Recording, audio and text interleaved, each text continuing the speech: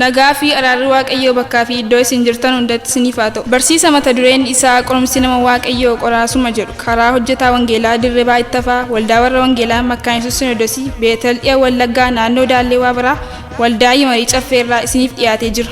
Dubbii sagalee Waaqayyoo kanarraa bu'aa qorumsa nama Waaqayyoo akka hubattan abdii guddaa qabna. Qorumsi nama Waaqayyoo qoraasuma.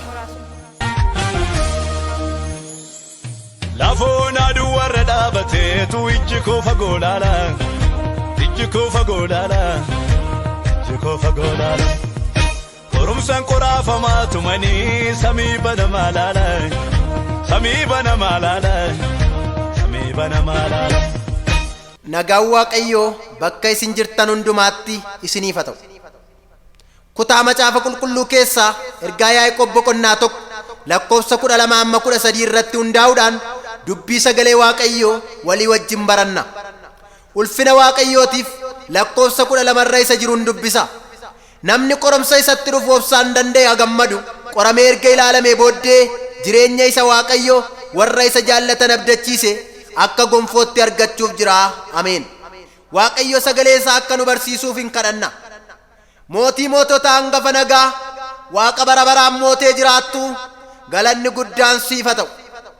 Utuu rakkinniif balaan garaa garaa jiru karaa kee nagaatti jiraannee guyyaa har'aa kana geenye irraa bara baraan eebbifami. Egaa sa'aatii ammaa kana cubbuu keenya hundumaa nuuf dhiisi. Biyya keenyatti fuula araara kee deebisi.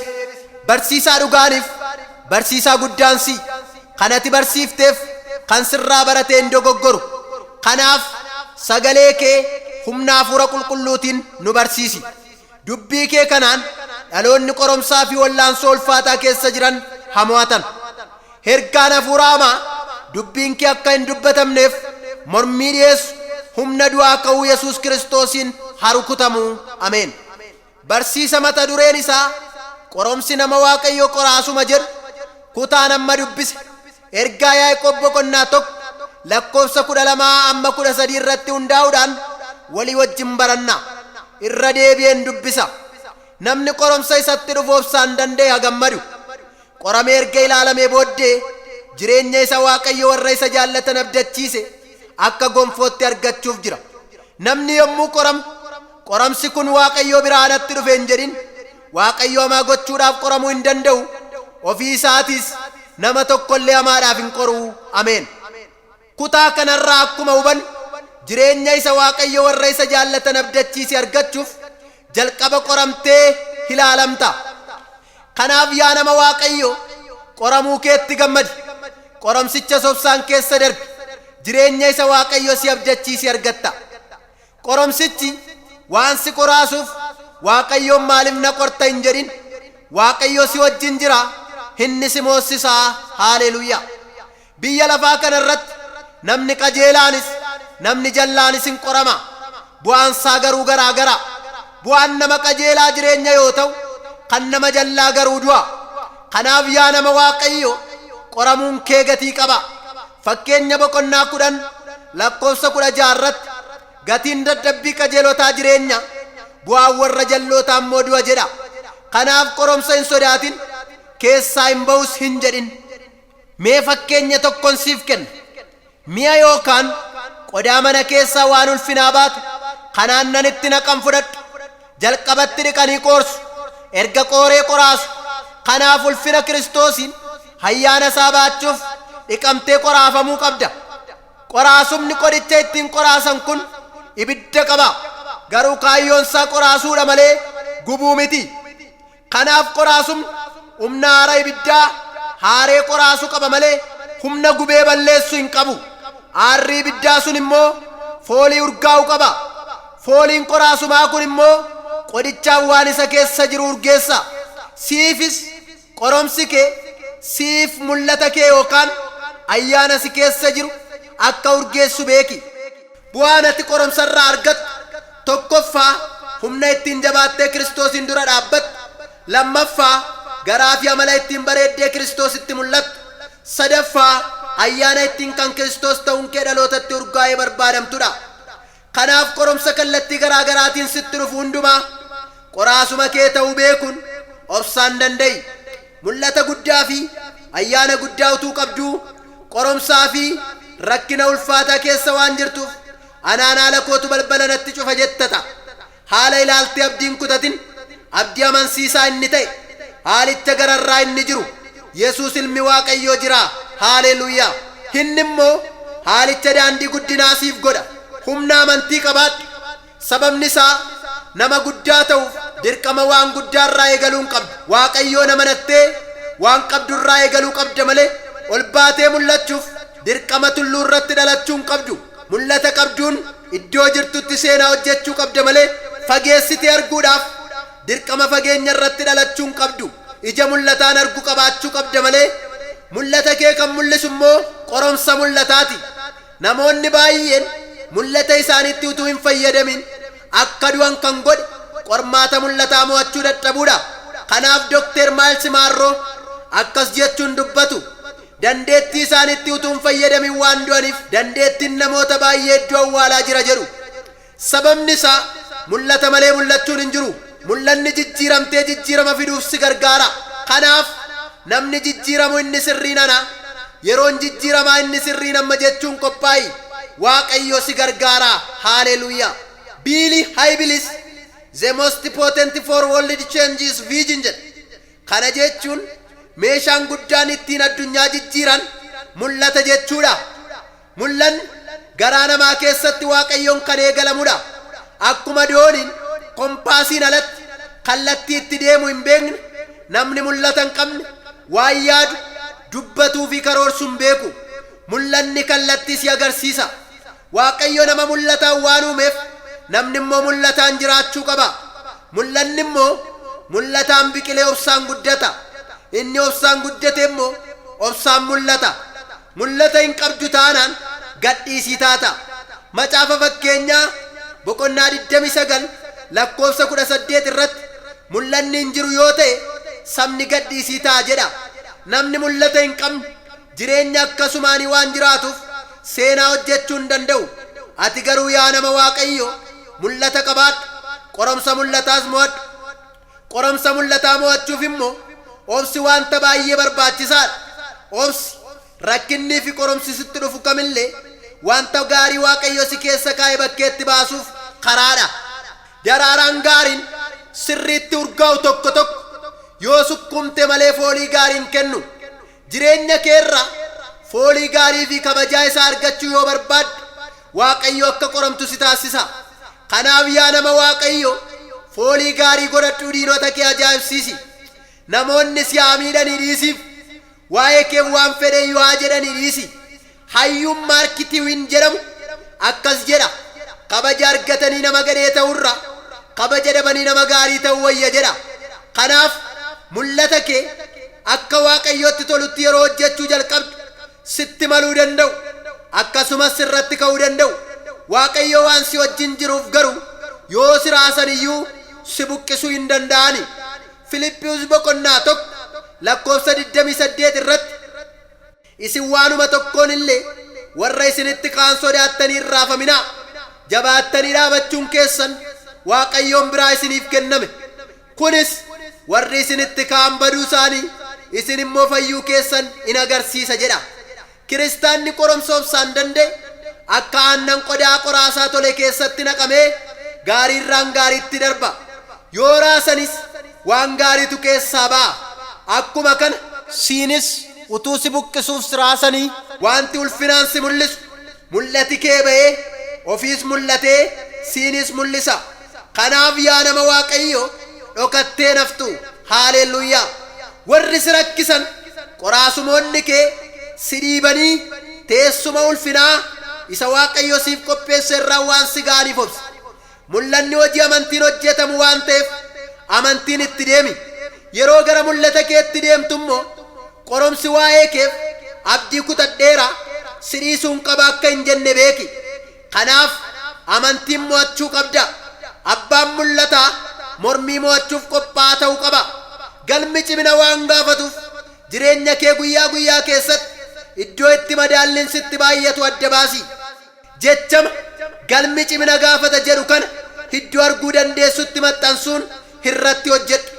Haala baay'ee sitti ulfaate sanarratti Waaqayyoon kadhachuun Hafuura Waaqayyoo geggeessaa godhadhu. Waaqayyo karaa ati irra deemtu sitti agarsiisa. Macaafa Isaayyaas raajichaa boqonnaa 30 lakkoofsa 21 irratti Waaqayyo saba isaatiin karichiisa kana isarraa deemaa utuu isiniin jedhu gurri keessan hin nagaa ittiin jedhee jedha. Siinis Waaqayyo karaa ati irra deemtu si hubachiisa. Bara jiraattu hundumaatti wanti ati dagachuu hin qabne obsi meeshaa ittiin qoromsa mo'atan akka ta'edha. Sababni isaa obsi furtuu diinummaa fi jibbii ittiin mo'amudha. Namoonni obsa dheeraa qaban yoomiyyuu ni mo'atu.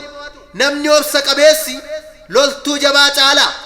Macaafa Fakkeenyaa boqonnaa 16 lakkoofsa 32 irratti nama aangoo qabeessarra nama obsa qabeessa wayya jedha. Obsi humna guddaa waan qabuuf gootummaa caala. Obsa yoo qabaatte wanta kamiin iyyuu dadhabsiisuu dandeessa. Roomee boqonnaa 5 lakkoofsa 4 irratti obsi qoramanii ba'uu fida, qoramanii ba'uun abdii fida jedha. Sababni isaa obsi dorgommii mo'ata. Mormiin sirratti ka'u kamillee mul'ata kee karaatti hambisuuf dorgoma. Ati immoo obsuun gaarummaa argisiistee dorgomtee mo'attee mul'ata kee mul'atta. Warruma mul'ata kee karaatti hambisuuf siin mormaa turan maqaa kabajaa mul'ata keen argatteen si waama.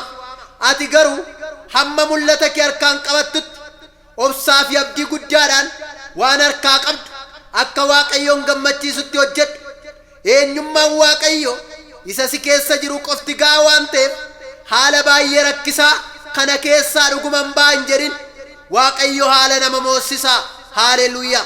Ija amantii isa golgaa jiru hundumaa keessa qaxxaamuree dhugaa waa'ee keetiif jiru argu qabaadhu. Sababni isaa amantiin addunyaa haaraa isa ta'e yaada Waaqayyo keessa jiraachuuf si gargaara. Amantiin qabeenya, humna, beekumsa, aangoo, karaa milkaa'inaa fi mo'ichaa siif ta'a. Namni amantii hin qabne kaayyoo fi mul'ata kisaara. Ati garuu humna amantii qabaadhu. Rakkina kamiin iyyuu waan guddaatti hin ilaalin. Iji kee kallattiidhaan Kiristoosiin akka argu taasisi. Ergasii Kiristoosiin keessaan rakkinicha ilaali. Rakkoon dhala namaa inni guddaan Kiristoosiin keessaan rakkina ilaaluurra kallattiidhaan rakkina ilaaluudha. Nama kallattiidhaan Kiristoosiin ilaaluuf carraan milkaa'inaa guddaan qoromsa guddaa keessa jira. Iji kee walakkaa waraqaa adii guddaa irratti tuqaa xiqqoo gurraachoftee jirtu qofa hin argin. Bakka bal'aa hin gurraacha hin hafes waraqicha irratti arguu danda'u qaba malee tuqaa xiqqoon gurraachofte sun baay'ee xiqqoo akka ta'e barri kisaaraa fi kufaatii kee baay'ee xiqqoo akka waan hin jirre akka ta'een sitti hima. Jireenya keessatti wanti ariitiitti ta'u waan hin jirreef abdii kutattee kaayyoo fi mul'ata kee murtee hin gatin. Biqiloota yeroo dheeraa turuun guddatanii firiin isaanii nyaatamu fudhadhu. Fakkeenyaaf mangoo, burtukaana, abukaadoo fi kan kana fakkaatan fudhadhu. Akkuma guddisuun isaanii dadhabbii guddaa gaafatu erga guddiftee booda dadhabbii malee nyaatta. Ati biqiloota kana yeroo dadhabdee guddiftu kunuunseera hoo maaliif ariifatee hin guddatu jechuu dandeessa. Garuu situ argaa hin jiru malee qorraa fi aduu damdamatee yeroo isaatti ija kennuuf guddataa jira. Kanaaf atis mul'ata keetti rakkinaa fi qoromsa damdamachuudhaan guddataa jirta. Egaa guddachuuf karaa qaxxaamuraan barbaadin, karaan sobaan darban deebiitti nama dhiba waan ta'eef qalbii godhadhu. Karaan qaxxaamuraa daandii guddina ijoollee Waaqayyoo miti.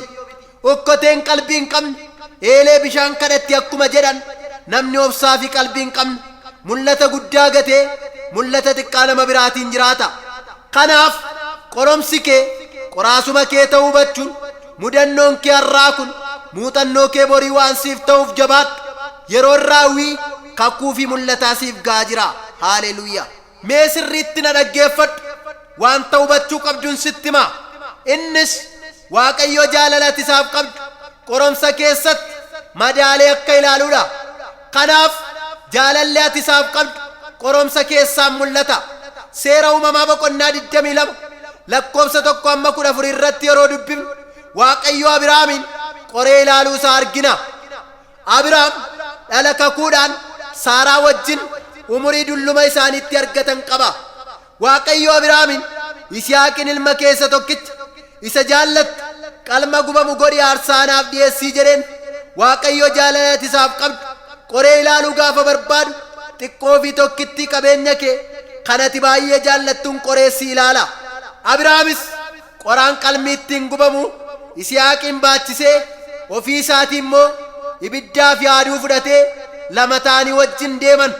Yisihaaq karaatti gaaffii tokko abbaa isaa Abrahaamin, "Abbee, ibiddii fi qoraanoo kunootti qalma gubamu sanaaf oolaan meerreree?" jedhee gaafate.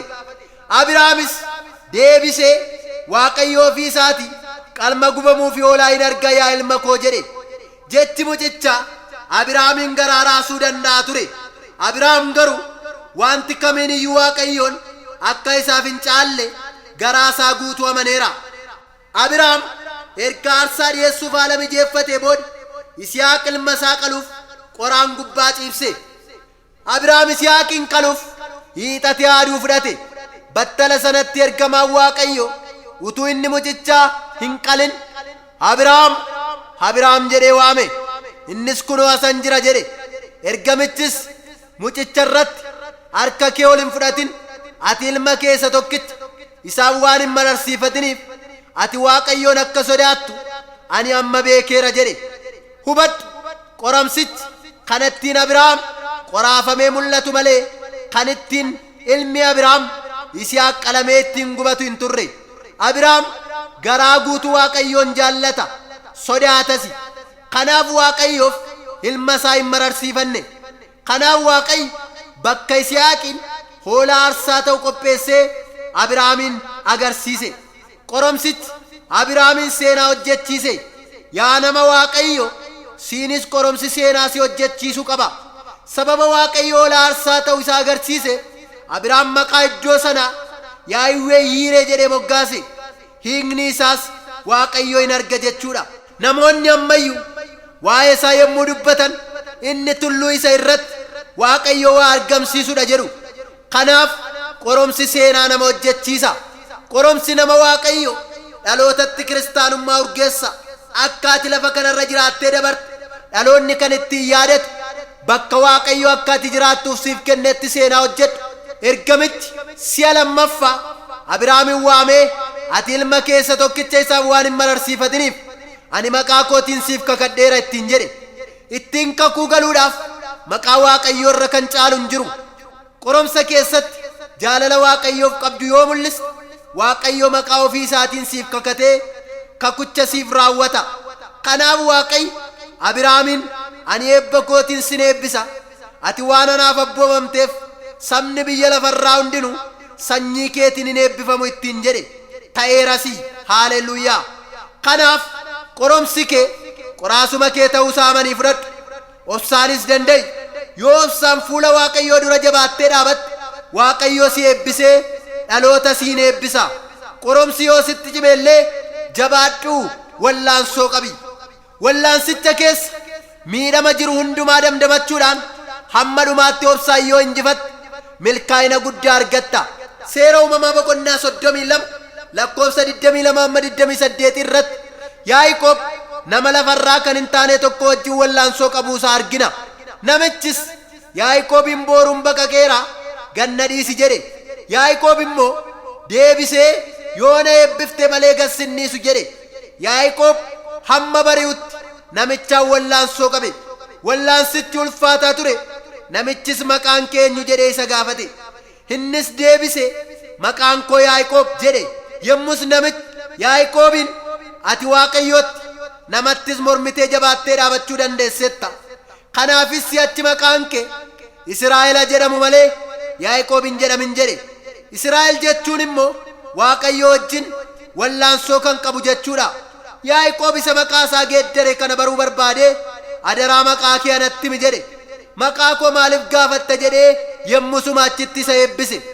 Yaaqoob kan isa eebbise Waaqayyoon akka ta'e hubatee fuula Waaqayyoo fuulleetti argeera jechuun maqaa iddoo sanaa Pheni'eel jedhee moggaase. Pheni'eel jechuun fuula Waaqayyoo jechuudha. Qoromsi yookaan wallaansoon sun baay'ee ulfaataa ture. Wallaansichaan cuubiin luka Yaaqoobii fi foon sulluudaa isaa iddoodhaa kaateera. Inni garuu itti fufuun maqaa barbaachisaa fi eebba barbaachisaa argate. Kanaaf waan barbaachisaa argachuuf qoromsa mo'adhu. Wallaansicha keessaa Yaaqoob waan gurguddaa sadii argate. Tokkoffaa maqaa isaatu Yaaqoob irraa Israa'elitti geeddarame. Yaaqoob jechuun isa koomee qabatu jechuudha. Yaaqoobii fi Esaawun lakkuu waan dhalataniif inni Esaawuu booddeedhaan koomee Esaawuu qabatee gadameessa keessaa ba'e. Kanaaf Yaaqoob jedhame. Israa'el jechuun immoo isa Waaqayyoon wallaansoo qabe jechuudha. Yaaqoob utuu wallaansoo hin qabin bara namaaf hojjetanii nama gabbaranii jiraatan dabarseera. Laabaan abbiyyuu isaatiif Raaheliin fuudhuuf waggaa 7, Liyyaa fuudhuuf waggaa 7, walumatti waggaa 14 hojjeteef kun bara koomee namaa qabachuun jiraatanidha. Waaqayyo nama wallaansootti jabaa ta'e kanaaf maqaan waa'ummaa akka hin malle hubatee maqaa isaa Yaaqoob irraa Israa'elitti geeddare. Wallaansoon seenaa nama hojjechiisa. Nama seenaa hojjeteef immoo maqaa seena qabeessatu mala. Atis maqaa akkasumaan jibbuun dura seenaa hojjedhu. Qoromsi seenaa nama hojjechiisa. Haaleluyyaa. Bu'aan wallaansicha keessaa Yaaqoob argate inni lammaffaan eebba. Waaqayyo nama amma dhumaatti dhaabateef eebba kenna. Yaaqoobis na eebbiftu malee gassinniisu waan jedheef Waaqayyo harkaa eebba fudhate. Kanaaf wallaansoo yookiin qoromsi gaafa sitti jabaatu hin jibbin eebba guddaatu keessa jira. Barri namaaf hojjetan, barri gabbarsuu fi koomee namaa qabatan kanaaf erga qoromsa keessa darbanidha. Yaaqoob erga eebbifame deebi'ee namaaf hin garboomne. Atis jabaadhu. Waaqayyoon dura amma dhumaatti turi. Waaqayyoof si dandeessisa. Bu'aan wallaansoo keessaa Yaaqoob argate inni sadaffaan waan haaraa arguudha. Yaaqoob erga maqaan isaa geeddarame adaraa maqaa kee anatti himi jedhee gaafate. Innis utuu maqaa isaa ittiin himin Yaaqoobin eebbise. Yaaqoob kanaan dura Waaqayyoon argee hin beeku. Kanaaf ani Waaqayyoon fuulleetti argeera garuu lubbuun kooleera jedhe. Kanaaf iddoo itti Waaqayyoon arge sana Pheni'eel jedhee moggaase. Pheni'eel jechuun fuula Waaqayyoo jechuudha. Ati isa maqaa haaraa fi eebba haaraa siif kennuu danda'u arguu barbaadda taanaan qoromsa obsaan danda'i. Qoromsi Waaqayyo danda'a, beekaa, jiraataa fi amanamaa ta'uusaa si hubachiisee waan haaraa argita. Rakkoo keen sitti maqaa ulfinaa, maareegaa fi eebba guddaa barbaadda. Garuu qoromsa xinnoo ishee jibbita. Maqaa akkasumaanii fi jireenya hiyyummaa jibbinaan jireenya qoromsa hin qabne jibbuu qabda. Barattoonni baay'een sadarkaa barnootaa gurguddaa'u. Rakkoon isaanii garuu qormaata kamiin illee ofii qoramuu hin barbaadani. Sadarkaa barnootaa hawwuun dura tokkoffaa fedhii fi kaayyoo barnootaa qabaachuu qabda. Lammaffaa qormaataaf of qopheessuu qabda. Rakkoon dhala namaa maali yoo jette? Tokko badhaasa barbaada malee qormaata hin barbaadu. Lama qabaachuu barbaada malee hojjechuu hin barbaadu. Sadii moo'icha barbaada malee wallaansoo hin barbaadu. Egaa bu'aa qoromsaa hubachuun seenaa hojjedhu. Bakka itti seenaa hojjettee fi bakka itti seenaan kee hojjetame moggaasi. Bakka ati hin jirretti seenaa kee dubbata waan ta'eef. Namni Waaqayyoo biyya lafaa kanarratti sababa gurguddaa sadiif qorama. Tokkoffaa sababa seenaa gaarii hojjetee fuula Waaqayyoon duraa qabuufi. Iyyoob boqonnaa 1 fi 2 gaafa ilaalu qoromsi Iyyoob utuu qajeelummaatti jiru ta'uusaa agarra. Iyyoob utuu nama qajeelaa ta'ee jiru qoromsa ulfaataa qorame. Iyyoob garuu itti fufee qajeelummaa hojjechuun Waaqayyoon duratti seenaa hojjeteera. Qoromsi isaa sun utuu Waaqayyo qajeelummaa isaa dhugaa ba'uufii ture. Atis bara jiraatte keessatti wanti Waaqayyo waa'ee keef dhugaa ba'u jirata. Egaa qoromsa obsuun itti fufii seenaa hojjedhu. Sababni qoromsa nama Waaqayyoo inni lammaffaan wanti seenaa isa hojjechiisu yaadi Waaqayyoo waan isarra jiruufi. Seera uumamaa boqonnaa 37 jalqabnee gaafa ilaallu qoromsi Yoosef inni guddaan yaadi Waaqayyoo isarra waan jiruuf abjuu isaaf qoramuu ture. Seera uumamaa boqonnaa 37 lakkoofsa 19-20 irratti yommuu ilaallu obbolaan isaa Yoosefin ajjeefnee abjuun isaa lamaan maal ta'uuf akka jiru ilaalla jedhanii utuu mari'atanii argina. Yoosef kana hundumaa keessa darbee du'a soolee qoromsa biyya Gibxiitti isa irra ga'e hundumaa mo'atee abjuun isaa dhugoomee furmaata bara beelaa ta'e. Egaa atis yaadi Waaqayyoo waan sirra jiruuf qoromsa mo'achuun rakkoo dhalootaatiif furmaata ta'i. Sababni qoromsa nama Waaqayyoo inni sadaffaan jireenya irraa isa caalu jireenya bara baraa argachuufi. Tokkoffaa Xiimotewos boqonnaa 6:12 irratti wallaansoo amantii isa gaarii sana jabeessii qabi. Jireenya bara baraas harka kee keessa galfadhu. Isaaf waamamte jedha. Wallaansoo amantii sana erga moote immoo jireenya bara baraa isa yaaddoon, sodaan, gaddi, boo'ichii fi waraansi keessa hin jirreetti darbitee jiraatta. Mul'ata Yohaannis boqonnaa 21:4 irratti inni imimmaan hundumaa ija isaaniitti naqa. Wanti duraa waan darbeef egaa duunni deebi'ee hin argamu. Gadduun, iyyuun, waraansis si'achi hin jiru jedhee ameen haaleluyyaa. Yerusaalem mana koo galgala yaafii kottu Yesuus koo nan gala biyya kennaa tola achi keessa burqaara yaa'am turri namas waan gaarii dhaga'am oduu waan dhaga'am achi keessa burqaara yaa'am turri namas waan gaarii